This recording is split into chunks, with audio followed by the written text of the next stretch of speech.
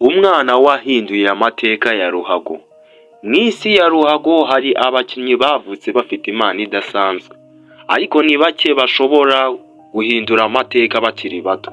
Uyu munsi tugiye kuvuga inkuru ya Lamine Yamal, umusore ukomoka muri Espagne. Uyu musore uri mu bakinnyi beza kandi bafite ahazaza heza kurusha abandi ku isi. Lamine Yamal yavutse ku wa 13 Nyakanga 2007. Kuva akiri muto yagaragaje ubuhanga bwo gukina umupira.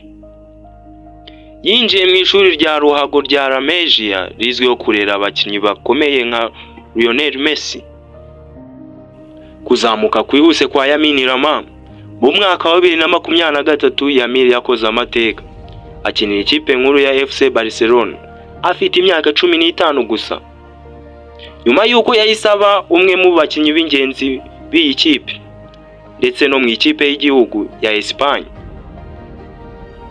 yamenaguye amateka menshi y'abakinnyi bato kurusha abandi, haba muri shampiyona ya Espagne no mu ikipe y'igihugu. Lamine Yamal afite impano idasanzwe.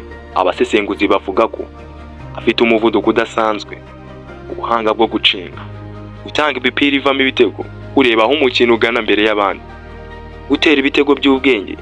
Ibi bigatuma benshi bamugereranya nka Lionel Messi, umwe mu bakinnyi bakomeye babayeho mu mateka ya ruhago.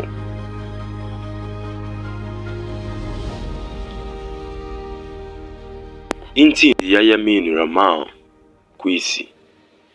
Yamal yafashije Espagne kwegukana UEFA Euro ya 2024 kandi yahawe ibihembo by'umukinnyi muto mwiza muri iryo rushanwa.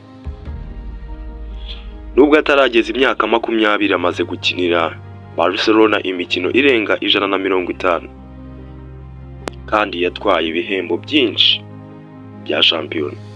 Abatoza, abakinnyi, abasesenguzi benshi bemeza ko Lamine Yamal ashobora kuzegukana ibihembo bya Ballon d'Or mu myaka